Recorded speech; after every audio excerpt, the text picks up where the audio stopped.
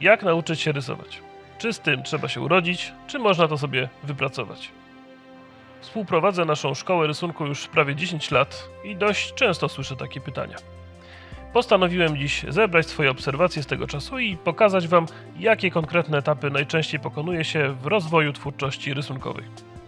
W tym filmie skupię się na rysunku architektonicznym, choć w planach są też inne opcje, ale o tym już pod koniec tego materiału. Na wstępie witam też osoby nowe na tym kanale i zachęcam do subskrybowania. Pierwszy etap. Amator. To poziom, który kojarzy się z dziecięcym rysunkiem, choć prezentują go też osoby kompletnie niezainteresowane rysowaniem. Podejście do pracy nie wynika tu raczej z żadnej analizy czy planu, ale jest po prostu pójściem na żywioł. Niewątpliwie przyjemnym dla twórcy. To powoduje, że tworzone tak prace są oryginalne, bo prezentują bardzo autorską twórczość i nie powielają świadomie żadnego schematu. Tyle plusów. Minusem jest oczywiście pewna, często dość urocza, nieporadność tak utworzonej pracy. Początkujący twórca zaczyna często od obrysowania całości obiektu lub jego fragmentu zupełnie na oko, co często powoduje nietrzymanie proporcji czy skali. Rysowany obiekt dość często nie mieści się w kadrze, albo próbuje się go ścisnąć na fragmencie, który okazuje się zbyt blisko krawędzi. Brak wiedzy o detalach powoduje, że często wyglądają one kreskówkowo lub komicznie. Coś z nimi jest nie tak. W takiej pracy bardzo często brakuje niektórych detali, podczas gdy inne są opracowane ponadprzeciętnie szczegółowo. Twórca czuje, że coś w pracy jest nie tak, ale raczej nie wie co poprawić i błędy jeszcze bardziej się nawarstwiają. Perspektywa sprowadza się tu najczęściej do narysowania niektórych linii ukośnie bez próby uzyskania zbieżności, nie mówiąc już tym bardziej o kontrolowaniu elips czy innych operacjach w perspektywie.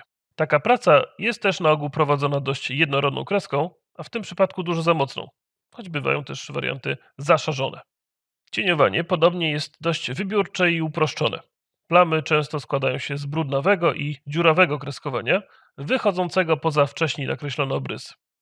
Wzmacniane linie tworzą sierściopodobne formy i całość może sprawiać niedokończone wrażenie.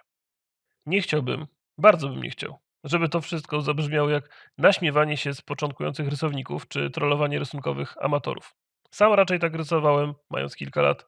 Podobnie też rysują moje dzieci w szkole i przedszkolu. I pamiętam, że w okolicach szkoły średniej kumpel poprosił mnie, żebym nauczył go rysować karabin kałasznikowa. Efekt tej nauki też był na bardzo zbliżonym poziomie. Na tym wykresie będę porównywał poziom zaawansowania twórcy do poziomu oryginalności jego dzieł. W tym przypadku wydaje mi się, że choć takie prace wyglądają raczej nieprofesjonalnie, to są na ogół dość oryginalne i autorskie. Podsumowując, jeżeli jesteś na tym etapie twórczości i chcesz ją rozwinąć w bardziej profesjonalną stronę, to warto podpatrzeć, jak to robią bardziej zaawansowani twórcy. Czy to poprzez obserwowanie i analizowanie ich prac, czy bardziej aktywnie w ramach kursów, czy wszelkich poradników. Ważny jest ten pierwszy krok, ale myślę, że będąc na tym kanale właśnie go wykonujesz. Ten film to tylko wierzchołek góry lodowej. Zachęcam do zerknięcia na inne nasze materiały, ale też na kursy, które organizujemy. Linki znajdziesz w opisie pod tym filmem. Drugi etap. Początkujący rysownik. Może to dotyczyć wszystkich, którzy choćby w drobnym zakresie próbowali świadomie nauczyć się rysować. Samodzielnie z podręcznika czy wideoporadnika, albo na kursie stacjonarnym takim jak ten, który sam prowadzę. To takie pierwsze próby ogarnięcia rzeczywistości za pomocą nowo poznanej perspektywy. Wtedy na ogół otwierają się oczy na nowe możliwości, co z reguły skutkuje szybkim rozwojem umiejętności i przejściem do kolejnego poziomu. Na tym krótkim etapie kreska bywa jeszcze nieporadna, często za mocna i mało zróżnicowana, ale na ogół po rozpoczęciu nauki szybko udaje się ją nieco uporządkować. Ogólne podejście do rysowania staje się bardziej analityczne, pojawia się stosowanie do podstawowych zasad, takich jak na przykład od ogółu do szczegółu. Rysowane linie bardzo często nie trzymają jeszcze pionów, a zbiegi przebiegają po łuku, co często skutkuje finalnie krzywą konstrukcją.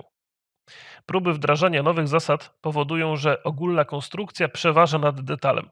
Rysowane obiekty wyglądają sztucznie i klockowato, a ich detale są płaskie niczym naklejki. Często też widać tu niekonsekwencje w stosowaniu zasad perspektywy. Na ogół małe elementy są rysowane tylko pozornie w perspektywie, elipsy są zaznaczane, żeby były, ale bywa, że są mieszane błędnie. W zdecydowanej większości przypadków na tym etapie używa się ołówka, choć często początkujący twórcy dopiero poznają jego możliwości i tym samym zdarza się, że niewłaściwie dobierają jego twardość do tematu.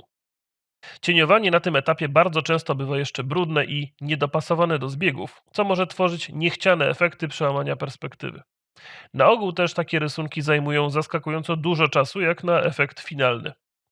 Na szczęście, tak jak powiedziałem wcześniej, jest to etap mocno przejściowy. W tej postaci widuję go u swoich uczniów najczęściej jedynie podczas kilku początkowych lekcji. Na naszym wykresie praca nie jest już zupełnie amatorska, traci natomiast nieco na oryginalności. To znaczy, że na tym etapie prace różnych osób zaczynają wyglądać podobnie.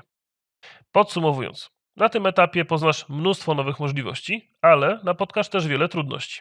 Nie zrażaj się i działaj konsekwentnie, postępy przyjdą szybko. Traktuj swoje rysunki jako ćwiczenia i nie przywiązuj się do nich zbytnio. Teraz ważniejsza jest nauka na błędach niż utworzenie kompletnej i nieskażonej pracy. Trzeci etap: sprawny rysownik. Jest to etap, do którego moim zdaniem może dojść 99% osób, które będą konsekwentnie uczyć się rysunku.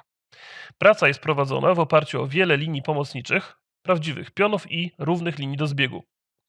Sprawny rysownik różnicuje kreskę od szkicowej na początku do wzmocnionej na końcu. Dzięki temu ewentualne błędy już na początku daje się łatwo wyłapać i poprawić. Wszelkie działania w perspektywie, takie jak podziały na 2, 3 i więcej, wyznaczanie elips, kopiowanie i tym podobne, są prowadzone sprawnie i w większości bez zastanowienia. Perspektywa po prostu wchodzi w krew. Cała praca opiera się na bardzo analitycznym przechodzeniu od ogólnego zarysu płaskich form, wypychanych w perspektywie do trzeciego wymiaru. Przy tak sprawnym prowadzeniu kreski można już śmiało przejść z ołówka na bardziej wymagające techniki, takie jak długopis czy piórko. Prace na tym etapie wyglądają już mocno profesjonalnie. Mogą jednak być bardzo czasochłonne, a żelazna konsekwencja może skutkować przekonstruowaniem, to znaczy nadaniem rysunkowi mocno technicznego charakteru z milionem linii pomocniczych, co nie w każdym temacie jest pożądane i daje często efekt toporności pracy. Przy braku umiaru to poczucie konieczności i konstruowania wszystkiego może stać się pułapką, w którą sam wpędza się rysownik. Rysowanie może stać się procesem mało satysfakcjonującym, powtarzalnym i odtwórczym. Wydaje mi się, że jest to problem w wielu szkołach rysunku, gdzie rysuje się z powtarzalnych szablonów, dlatego ważne jest, by na tym etapie zabiegać o wzmocnienie każdego autorskiego aspektu pracy. Podobnie konsekwentne cieniowanie wygląda na ogół czysto i sprawnie, jednak w ogólnym odbiorze taka praca może sprawiać wrażenie nieco nudnego wydruku. Mimo wszystko jest to najlepszy sposób na przekazanie wiedzy o rysowaniu, dlatego sam dość często z niego korzystam. Czy to podczas zajęć, które prowadzę w swojej szkole, czy to w niektórych filmach na tym kanale. Możecie je zobaczyć w poleconej tutaj playliście. Tak samo w tym przypadku. Dajcie znać w komentarzach, czy chcielibyście zobaczyć nieco wolniejszy tutorial na podstawie tej konkretnej pracy, gdzie krok po kroku wytłumaczę, co rysuję i co z czego wynika. Na wykresie praca przesuwa się w stronę coraz bardziej profesjonalną, choć jest raczej dokumentacyjna niż twórcza i tym samym najmniej oryginalna. Co dalej? Teraz jako całkiem sprawny rysownik możesz odwrócić nieco trend i przestać skupiać się na samej technice rysowania. Bardzo możliwe, że na tym etapie wystarczy już tylko kilka linii zbieżnych, a w przypadku reszty ręka sama złapie perspektywę. Warto za tym podążać, skupiać się na wyłapywaniu charakteru detali i opisywaniu ich właściwą kreską. Czasem twardą, czasem miękką, czasem czystą, czasem brudną i tak dalej. Mało co dookoła przecież wygląda jak świeżo wyjęte z drukarki. Czwarty etap. Swobodna twórczość.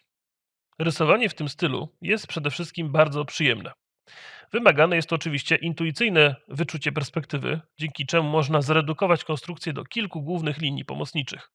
Zamiast tworzyć mozolną i powtarzalną budowlę z brył, cały rysunek tworzy się organiczną kreską, opisującą główne detale.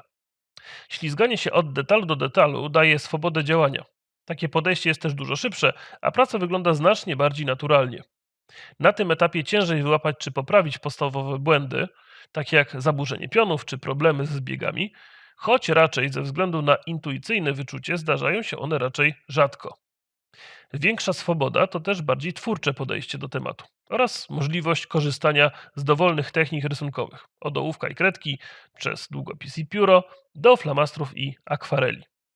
W tym przypadku, posługując się ołówkiem, cieniuję od detalu do detalu, dzięki czemu praca wygląda bardziej plastycznie i jest całościowo mocniej zróżnicowana niż w poprzednim etapie. Choć może też być niespójna. Nie jest to niestety najlepsza technika do uczenia rysunku innych, bo wiele rozwiązań opiera się na autorskich i intuicyjnych działaniach wypracowanych przez lata i trudnych do wytłumaczenia. Nie ukrywam jednak, że jest to mój ulubiony sposób tworzenia i sporo filmów na tym kanale jest utrzymanych w takiej właśnie konwencji. Polecam zerknąć do playlisty obok. Na wykresie zajmujemy zatem miejsce dla profesjonalistów przy jednoczesnym zwiększeniu oryginalności podejścia. Jak rozwinąć ten etap? Na to pytanie każdy musi odpowiedzieć sobie sam. Teraz nadchodzi czas na tworzenie własnych syntez. Wszystko, co było wcześniej, jest jedynie fundamentem i rusztowaniem, na którym każdy autorsko będzie dalej budował swoje dzieło. Piąty etap: inspiracje i interpretacje. Jest to etap najbardziej twórczy, oryginalny i szeroki, a jednocześnie potencjalnie najbardziej niezrozumiały i trudny do wypracowania. Moje zilustrowanie tematu jest tu w zasadzie symboliczne i powierzchowne w porównaniu z dalszym przykładem. Swoboda interpretacji tematu zostawia tu bowiem bardzo szerokie pole do manewru. Twórca na tym etapie w zasadzie nie skupia się na warsztacie rysunkowym, bo posługuje się nim podświadomie.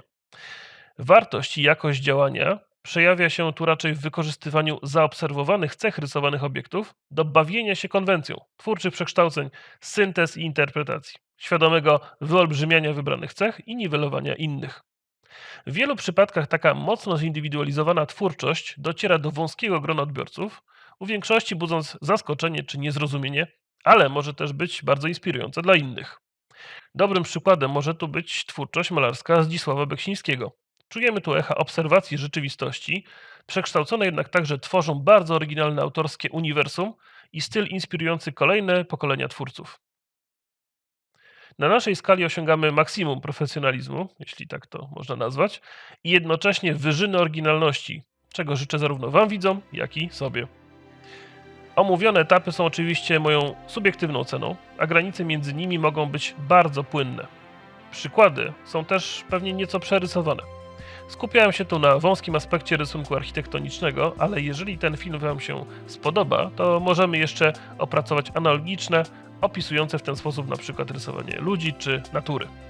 W każdym razie będę wdzięczny za Wasze polubienia i udostępnienie tego materiału, a osoby nowe na tym kanale zachęcam do subskrybowania z odhaczeniem dzwoneczka. Zapraszam też na naszą grupę na Facebooku. Linki w opisie poniżej. Tymczasem do zobaczenia w kolejnym materiale.